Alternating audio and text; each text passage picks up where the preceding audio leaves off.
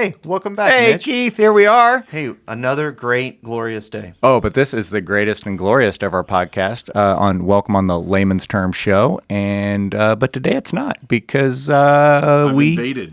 we've brought a clergy. Oh, no. Welcome, Senior Pastor Adam Musto to our ranks. Yay. Yay. I heard you guys were getting some views, so I had to come crash the party. There you go.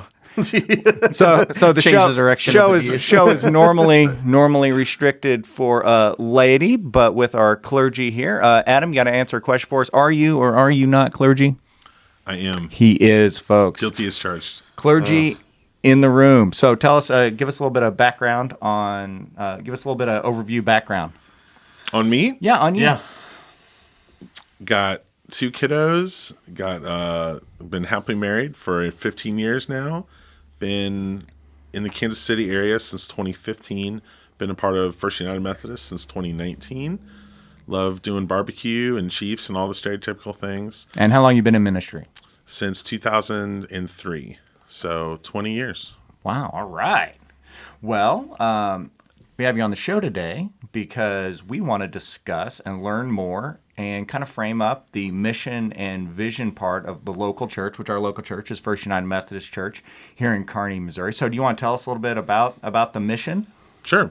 So our church has the same mission with, I guess, a slightly different take of the United Methodist Church as a whole, and that's to make new disciples of Jesus Christ for the transformation of the world. It's that little word "new" that has phased in and out of the UMC as a whole, but that to us is part and parcel with the mission, and it's been great to have had that be stable for some time now. And when you're saying UMC as a whole, you're talking churches all over the world. All over the world. Philippines, Europe, Africa. Yep. All over the place. It's a shared, we're united by that shared mission as Methodists. Part of a global movement of Methodism in the world. Yep.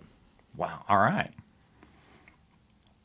So explain then, if we've got that as our mission, what kind of creates this uniqueness of at the local church level? What do the local churches do to use in their context pursue achieving that mission in their mission field? Yeah, because it's kind of broad, right? Like to create new disciples, right? But that's like kind of a really broad statement. So at some point you have to like narrow that down and talk about how. So the local, the local churches kind of have autonomy of doing that in their context. Yeah, that's you guys are right on. It's pretty broadly defined, and there's probably a lot of ways to go about it too.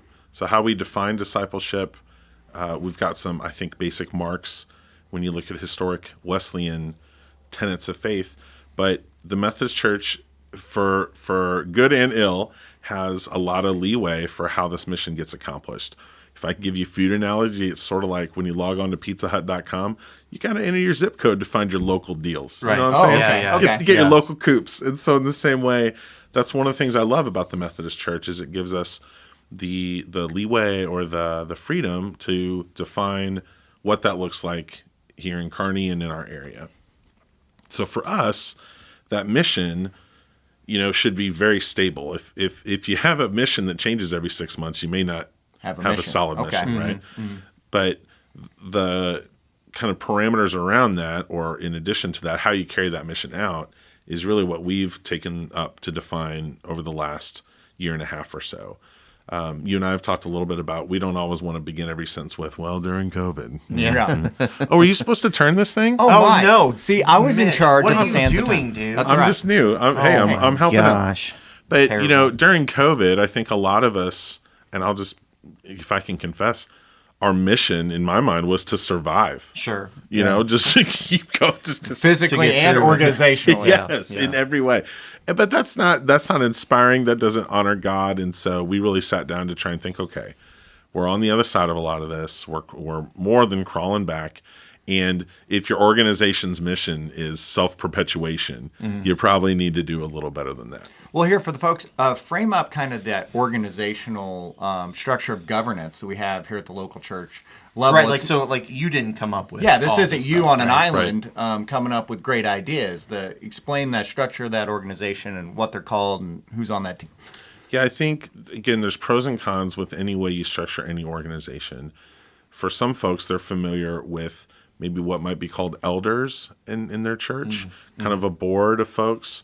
Sometimes those same elders can be installed for it's like a lifelong term. And again, there's pros and cons to any of this. But in the Methodist Church, it's very intentionally a lay-driven movement in terms of the leadership of the church. We don't want it to be just around one person's personality, or we think that spreading around that authority is really good. And it's not the pastor's church. It's all, we share this church together. Right. So in the Methodist Church, you have elected officials that serve in one of three main capacities. There's SPR, Staff Parish Relations, which is like the HR wing of the church. They help with the staff and think about things of an employment nature. You have trustees, which manage the assets of the church, like this microphone was approved somewhere down the line by a trustee budget. And then you have the finance team, and they help oversee the budget of the church, the finances of the church. And all those three entities work together in various capacities at different churches, but at our church, they all function as one board, and it's very efficient because you have these three committees that come together and can make decisions together instead of, well, finance met last week, so we got to wait 6 weeks until they meet again, right? Yeah. And everything just slows down even more. So without getting too into the weeds on all that, those officers that serve in those roles are nominated and elected by the church, and they roll on and off as a 3-year term. All right. So how many of them are there? We've got 10 at our church. Okay. We have 3 on each of those committees I talked through, and then we have a chair that kind of functions as a liaison between the staff and the leadership team. That's what we call it, leadership team. Leadership team. So it could be called ad council at your church, could be called an elder board. If you're familiar with some of that language, we call it leadership team. And that number can change depending on the church, maybe the size of the church, or I think it's the prescription for we call it the one board model is 9 to 15 individuals. Okay. Yep. So we have these 10 folks at this at our local church level, this leadership team, and they kind of ratify every year that we're sticking with the same mission that's shared across Global United Methodism. But also recently, pretty excited within the last year and a half, or last year mainly, we have underway this process of implementing a lot of this great work they did on a retreat. You want to tell us about that? Yes, there was again this thought of, okay, we don't want to just have our mission be our own survival. What do we feel God calling us to within that same mission? So in some ways, not a lot changed. Really, the conversation was, how are we going to go about doing this? And there was I guess a framework, you might call it, or a system for addressing how to do this well by someone named Will Mancini. And that book was called Church Unique. And he read another book, which is a great book called Future Church. And he outlines, when I say this out loud, it's going to sound very basic, but you have this mission of the church to make new disciples of Jesus Christ for the transformation of the world. Okay, that sounds very biblical and sounds very official. Well, when you start breaking that down, what's a disciple? I think we've got some good traction around who Jesus is, but even that sometimes can be different strokes for different folks. And what does transformation look like? So once you actually start peeking under the hood of that thing, you still got some splaining to do, right? Yeah, you got a lot of work involved. That's right, because you could have a lot of different answers, which in some cases is by design in the UMC. So what's that mean at our church? Yes, what's the local implication? That's right. So the mission would be the basic question in this. If you're in a church, it doesn't matter, because it's any organization should really answer these questions. Again, this is not going to blow your mind. What are we doing? Well, that's our mission. How are we going to do it? So that would be our strategy. Why are we doing it? That would be our values.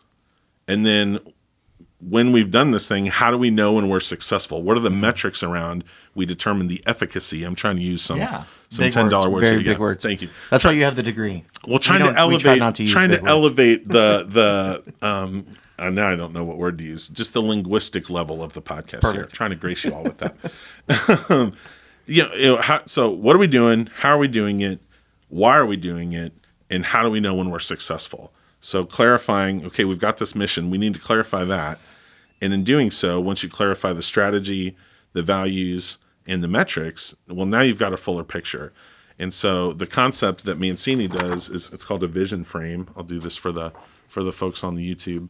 And in the center there, once you've helped define all this, which the exterior of those things, those questions we just went over, those should remain relatively stable. Again, it's kind of like if you have 7 wide receivers on the Chiefs, you may not have any, right? If you're changing missions every 3 months, you may not have one. But that center, all these things frame up the center, which is where do we feel God is leading us? Okay. And that would be the vision.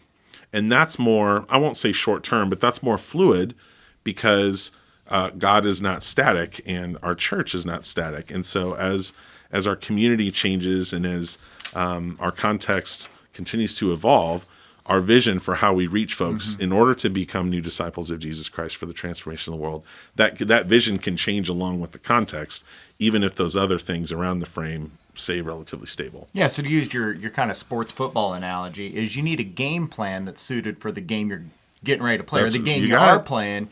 You can't use necessarily the same game plan for generations. That's right. To achieve for the same victory. So. If we want to go dietary needs, the recipe can shift a little bit. We're still trying to cook dinner. Okay. So if we can mix analogies between sports and food, I think you meshes well into the show. I'm playing into the brand. Here we go. We talk a lot about food. So every year or so, you guys take a look at it and kind of say, does this still fit what we're trying to accomplish? What does this, is the vision correct? And then kind of go through that and then have those discussions and then either approve it or change it or whatever. And again, if we're redoing this thing every 6 months, we probably need to do a better job. Right. However, this year, what we really tried to focus on was that metrics question. How do we know, beyond counting things like attendance and quantitative things, how do we begin to take a qualitative look at the outcomes of our ministry? We can look at outputs, offering, attendance, and we can rattle off all those stats for you. But beyond that, what's heartbreaking is there was a massive study done in the early 2010s called the Reveal Study. A church in Chicago did it. Thousands of churches participated. Their number one conclusion was participating in church activities does not actually correlate to spiritual growth. Ooh. Which is so disheartening when a lot of your work is around organizing spiritual activities. So beyond just showing up at something and counting people, how do we actually count outcomes? So that was a lot of our conversation this year, and we focused a lot on the metrics piece of this. Yeah, so let's just kind of break it down a little bit into specifics. So we kind of went over the general structure of the vision frame. So our specific vision frame. So the vision of the church is a community of unlikely friends following Jesus together, which I think is great. And Mitch and I have talked about that on a previous podcast before, of just kind of what that means and what all that entails. So I think we're pretty good on that. You want to add anything to the vision itself? Well, I'll interject as I tend to do. In some ways, like we're all around the same age. We all like a lot of the same things. In some ways, we're very likely friends here on our podcast. But if you think about coming to ministry, like you spent a lot of time in the corporate world, right? You were a pastor's kid and are doing ministry in a very intentionally lay-driven way. I grew up all over the state moving around with my dad being a pastor. And so in some ways, even though we're like demographically pretty likely friends, it's still kind of wild how we all wound up working together here. Sure, yeah. And Mitch and I have talked about we probably would not be friends unless we were here. Without Jesus. Without Jesus. Really, that's what it boiled down. There's a whole episode about how Keith and I wouldn't be friends without Jesus. And definitely some repentance. The Layman's podcast, making friends, but barely. Barely. Yeah, barely making the cut. So from a demographic standpoint, we're both about the same age. We're both married. We both have kids. We live in the same town. We enjoy some of the same things, but we're wildly different. That if we ever met, we probably wouldn't be friends if it wasn't. And the first time we met, we weren't. Well, that's true. And so there's a very long story about that. I think everybody. You could put that link in the comments. We should put the link in the comment section. So it's really about what, even though on paper everybody may seem like friends. You really may not be. So it's really that catalyst between, because you go to church here, that you kind of end up becoming friends, even though you're not really, you wouldn't outside of it. That's right. And that's a massive part of our vision in a world where we're more secluded, even though we're more digitally connected, and things are just so much more partisan, and if you're not with me, you're against me, and all the vitriol and lines we draw, that's all, I think, pretty well documented. So we're trying to swim upstream in a world where that's the norm. Right. So do you want to catch up on as we continue through the frame here, do you want to jump through values or onto strategy? Let's do values. Let's get into it. We want to value the things that Jesus valued.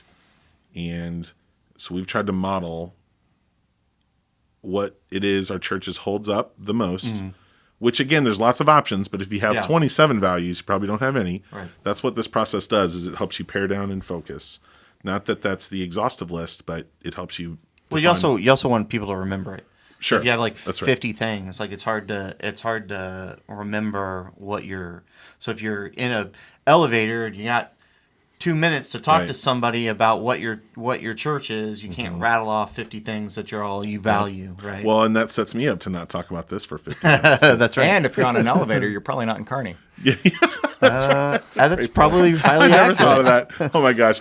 Yeah, we There's gotta got be more than one stoplight. elevator, right? We got more than one stoplight, but only 2 elevators.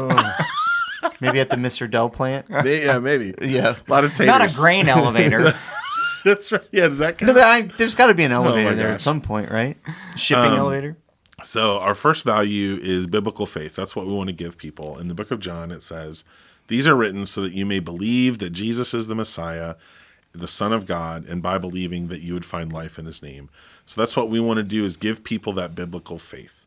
There's a lot of things that could take the spot on the church marquee. And to me, this is number one, discipleship to Jesus. That's the one thing we want to give people most, is biblical faith. Not just when we say find life in his name, not just later on after they croak, but now. Yep. A abundant life that begins now and extends into eternity. The second piece that we value is real community. And we've tried to define that pretty simply. In the book of Romans, it says that we should rejoice with those who rejoice and mourn with those who mourn. And in the book of Hebrews, it says that we should be building one another up. Just real 2 quick examples. My daughter had a dental surgery last week. Now, sometimes it's because I'm the pastor and I'm well connected with folks here. But, man, I had folks drop off gifts on my doorstep for her. You guys texted me. I had people checking in on my daughter. That's what we mean by real community. Yeah, and I could share examples of this really happening within the congregation, of folks reaching out to each other. But they're not here to share that story themselves, so we're not going to. Yep. So that's what we want, is those real life moments. Last night we went to the senior night of one of our girls here at church, who babysits my 2 kids, and she walks on water at our house. And it was so awesome to be. Are you serious? Wow. It's an expression. Why do you have water all over your floor? It's a biblical idiom, gentlemen. That's what I'm here to bestow upon you. That's a part of our layman's term, is to be biblical idioms. That's right. one of our goals. You better watch what you say. And it was so great to hoot and holler for her, and it was just really neat. And I was also told that you don't actually hoot and holler for individual players. Right, it's a team sport. Team thing. So that's real community. Rejoicing with those who rejoice, mourning with those who mourn, building each other up. And that's that piece of our Wesleyan heritage, where he says that we should gather people together close-knitly, in a close-knit way, so they can watch over one another in love. And Jesus really represented that with the disciples. That's and right. Those small groups, of tight community. Yep. He drew people together in ways that were, I've heard it called life on life, where the rubber meets the road. That's where we want real community to happen. And our last one is selfless service. Jesus said he didn't come to be served, but to serve. And we don't want to be a church where all this is just for us. We want to be outward facing and serve the world in the same posture as Jesus. So those are our values: biblical faith, real community, and selfless service. And those the advantage of the vision frame is it helps you clarify these things. Right. Those dovetail super easy into our strategy. Okay, yeah. Yep. Which is to Know, grow, and go. boom. Right. And for me, that's not like, when we say those 3 words, I'm sure we're not the first church to do No, that. probably not even in our zip code. Right. But some of it is, are we really wanting to innovate? Other people in our zip code have no grow and go. They probably don't have as many T-shirts, though. No, they don't. Okay, well, So we got at least we got the T-shirts. Got the market cornered. But to know Christ, right? That's biblical faith. To grow together, that's real community, and then to go serve the world, that's selfless service. So it matches up. That's right. Really well. We try having a plan to do this stuff. And I think it's great. I mean, you can't underestimate that. What if you didn't have a plan? Right. In ministry, you're just out bobbing around the ocean of the ministry world without a direction, without a course set, without a plan or path to get there. And because there's no shortage of great ways to do this. Yeah. Right. There's a million of them. For us, though, we've tried to clarify around that. And to use your analogy, now we've gone from food to sports to nautical themes. Ooh, nautical. I remember you saying, coming out of COVID, it's not like. What did you say? So we don't have to right the ship. We need to set the sail. Yeah, we're not sinking. We got a great vessel that is seaworthy. Yes. It's anchored for a while. Yeah, that's right. What I actually like about the grow and go is we talk about it a lot with you may have an idea to do something, and then we'll discuss it. Well, does it help people know Jesus? Does it help people grow together? It's a good filter. Does it help people and go and serve the world? And sometimes we're like, it doesn't do any of those things. So why are we doing it? Right? Or it's great if y'all want to do that, but this is what we're going to commit our time and put our energy into. That's right. It's and the more of those pieces of the strategy that you can get into one idea or one thing or one event or whatever, then the better that that thing is. Mm-hmm. So yeah. Well, hey, I'm ready then to let's give that 30,000-foot view of these journeys. Mm-hmm. Because I love this part. We're really leaning into this year. We're gonna, this is where more energy's headed towards on getting some of this verbiage out there. So I'm really excited for the folks out there to wrap their mind around these journeys. So how do we know that it's working? That's right. Right. And this comes back to that question we had around the mission to make disciples. Well, what constitutes a disciple? So this is, in some ways, the answer to that question. So for us, we define these as a series of journeys that people go on in their faith. These are the essentials. I don't think it's an exhaustive list, but we think this is a great essential list for people to know, okay, what is it we're shooting for here? When do we know we've made some spiritual progress? And so we've tried to define them as journeys between A and B. So the first one is a journey of repentance and reconciliation. So this first one's kind of a two-parter because we both go from enemies of God to friends of God, right? Mm-hmm. The scripture says, while we were God's enemies, we were reconciled to God through the death of his son. That's Romans 5:10. That one I did have to read. And then later, Jesus tells his disciples, no longer do I call you servants, I call you friends. What a great picture that we've gone from enemies of God to friends of God. And so we want to be on that journey of repentance with our relationship to God. We've gone from enemies to friends. And then that journey turns from vertically with God to horizontally, outwardly with our neighbor. That we want to be people that are reconciled to our neighbors, going from enemies to friends. And that comes back to the unlikely friends piece. When you have more distrust and more villainization of people on the other side of whatever aisle you want to set up, we need to bridge that gap. And so that reconciliation piece is really important. So that's the first journey, moving from enemies to friends. The second one is a journey of desire, and that's going from having a self-centered kind of life and set of desires to being Christ-centered.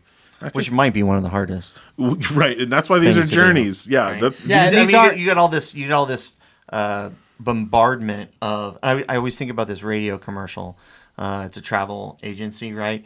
And they're always like, "You deserve a great vacation." That's right. It's like, well, no, I actually don't deserve it. I think you do, but anyway. Or think Burger King. That's their whole thing. You rule. Yeah, you rule. Yeah, right? you rule. You're the king. You're you, the queen. You. That's right. And to clear it up, we're going through these. We're ticking them off 1 through 5 here on these journeys, but they're not they're not independent. You don't go from one and then you take on to the next step. Right. Yes. It's all That's right. right. working. They're all together simultaneous. in They're almost conjunction. like sliders, That- right? yeah, I you like can, that. You can dial up the becoming a friend of God with as that's growing, maybe self-centeredness is still kind of That's low, right. and you're You got to working go on- spin that plate Yeah. before too long. Yeah. Yep. Yep. Ruth Haley Barton said that it is your desire to reach for more of God that is the most important thing about you. The scripture I love about this one is, I do need to check it. It's Psalm 37:4 says, "Take delight in the Lord, and He will give you the desires of your heart." And what this journey is about is, when you delight in the Lord, you begin to desire the things God delights in. Right. So many people read that Confuse and they're that. like, "Oh, That's I right. get whatever I want." right. You That's know? right. No, that's not it. What you want get is what going to God change. wants. That's Yeah, right. exactly. changing your mind to being what you want's what God wants. Yeah, That's exactly. right. And again, like y'all said, these are journeys. These aren't this ain't a checklist. That third one is a journey of forgiveness, where we go from being forgiven by God to forgiving others. Jesus tells a story about someone who had a massive debt forgiven by their master, by their king, and then they get off scot-free, and then they were forgiven millions of dollars, and they have someone thrown in jail for $20. Right. And so Jesus is trying to get us to see we should forgive others as we've been forgiven by God. That's a big one. That's in from my own faith journey, something that's been really important, and so that's just one of the things I always try to emphasize. This next one is going from consumer to contributor. It's a journey of generosity.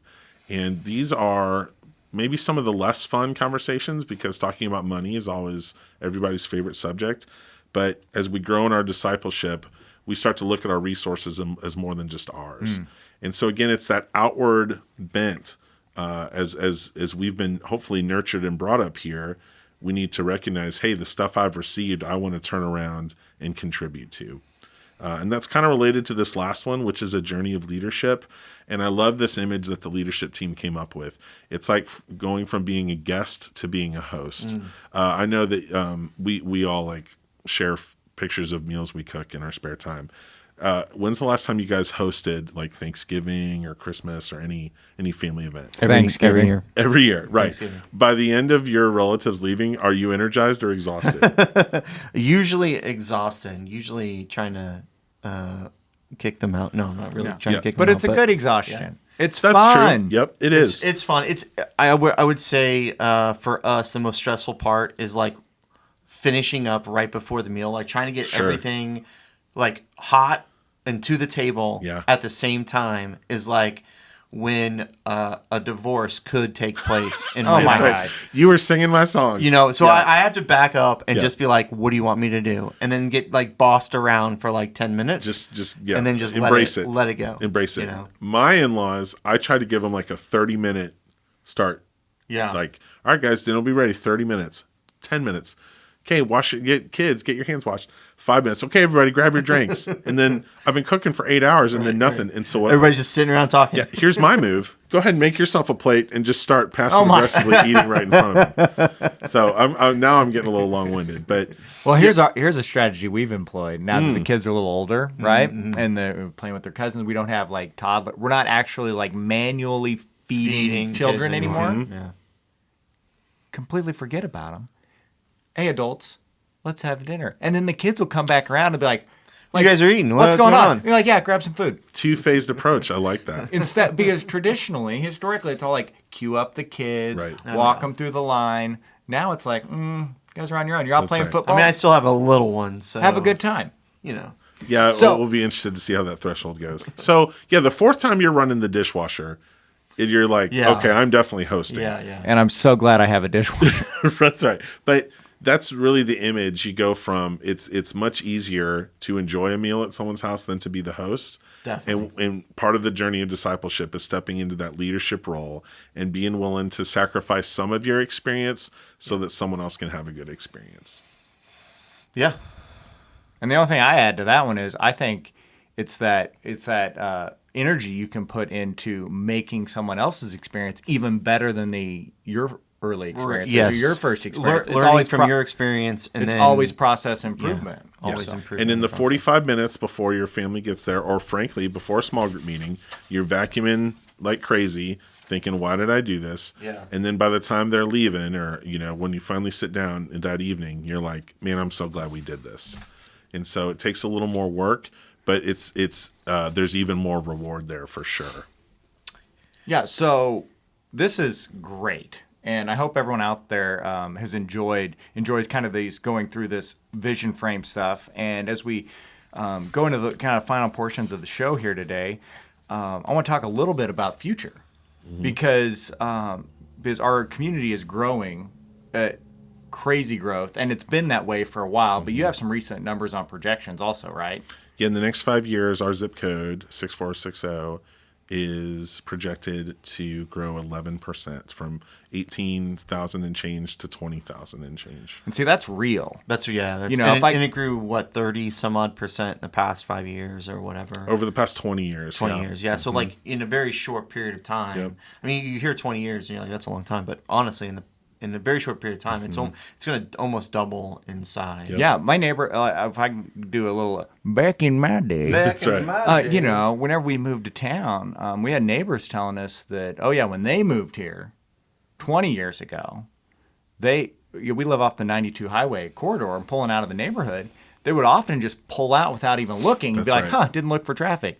The same intersection, I will sit there sometimes for 5 minutes, Yep. Yeah. because Before I you can't get get a out. clearing either direction. That's right. So massive growth we've already experienced, and there's more to come. Well, and I think there's a corollary here. Our friend George has said everybody wants to be the last person to move to Kearney. Ooh, Right. that's Yeah, so yeah, good. yeah. You don't want to get any bigger. Such a great George line. Any bigger. That's No, right. no, can't get bigger. I love it. I love it small, and I love that I got to join. There's a corollary, and y'all know where I'm going. The same thing can happen in the church. Yeah. Well, we just think the church is getting too big. Well, I know people. I know someone in particular that went to a church, it got bigger, they left, went to a church, it got bigger, they left, and they just bounced in churches every 5 years. but they didn't mind when they made room Right. for them. Exactly. That's right. Spicy. So with this kind of this rapidly growing local mission field, what's on the horizon? What's the plan to respond to the community growth? I think we need to be even more intentional about that last piece of going. That this is a place where we come and we're equipped and we're supported and we're encouraged, but we got to turn around and head back out into the world, because there'll be more and more people to reach. When our community is growing and our church is growing, we have a responsibility. If we're not keeping up with the growth of the community, that's Yeah. like the minimum Yeah. we should be Right. experiencing. And we have this concept of there's kind of two funnels. We want to funnel people into the church, and that's pretty well experienced at most churches. Everybody wants to hopefully receive folks and welcome them. But what about that other funnel where we're not just taking people and receiving them from the community, but actively taking them from our church and sending them back Right. out? Yep. And that's really what we want to do. Is it's connected to this vision frame, that we can help people go into the world by understanding their God-given gifts and how to use them to serve. We can help them know folks that they can build relationships with. We, again, really want them to experience who can they call when life happens in that real, urgent sense. And then finally, how can we help people grow their faith to a place where they're actually comfortable sharing their faith journey with someone else to help them know Jesus. And then so in that way, it becomes this cycle. So in some ways, it seems pretty simple, but all this is easier said than done, because we are, like I said, going upstream in a world which is increasingly, what word do I want to use? I won't say cynical, probably just apathetic towards a lot of what we're trying to do here. Getting somebody to sign up for following Jesus. Hey, who wants to pick up their cross today? Right? I mean, that's, I don't even want to stack my own chair. that's right. That's a tough pitch sometimes. And to be going on these journeys where in one sense, you're received just as you are, but as the well-known saying goes, God also loves you enough to not want you to stay there either. Yeah, and I think for me, and I could be completely wrong, but I'm probably not, but I could be. Some of it's like a generational thing too, where like I feel like what we want from church today is different than maybe what people wanted when my grandparents went to church, right? When I think back to the experience that my grandparents and beyond had, that was the place to come and worship God, and that was and they had the community within there, but never didn't necessarily really go out except to bring more people in. Versus what we're really trying to do is go out and influence the world around us to be more like Jesus without necessarily saying, come to church, come to church, come to church, come to church to change. We're trying to influence the world around us, whether or not they come to church or not. Yeah. If the point of the church is just to get more people into that first side of the funnel, right, that's not compelling or inspiring or anything. The other piece I would add to what you said is, for a long time in the early to mid 20th century, in some cases, the church was the biggest show in town. Sure, yeah. We got all kind of options. You don't even got to leave your house to get spiritual content now. So how can we differentiate ourselves from all the other options people can have? And the beauty of this is the vision frame is how we've committed to try and do that. So in the next year, you got any little nuggets for us? Any teasers about what maybe leadership team's gonna be? Man. What are they like visioning? Or is there more to come? We'll have to go a year from now and see if the teas actually happened. Yeah, that's right. A little insider baseball there. I think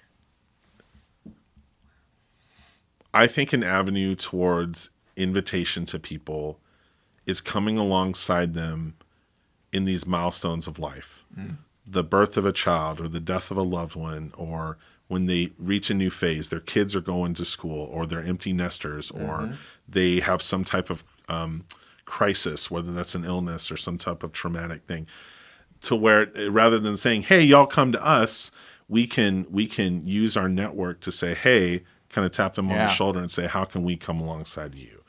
I just can't shake this concept of milestones and using these crucial, I'm trying not to use the word seasons to sound like a, basic Christian, but to use these times in life when people are really open to needing God or to being celebrated, to celebrate these high points of life and to support them when it's tough. So I think there's a lot ahead in my mind in terms of utilizing these milestones as pathways to embracing the love of God. It's awesome. Well, Adam, thank you for joining us today and bringing a little legitimacy, little credibility to the Layman's Term podcast. We're so glad to have you. I haven't done this yet. Oh, give him a bobble. Got it. Little bobble. All right. So hope you enjoyed. See you guys next time. Later. Thanks, y'all.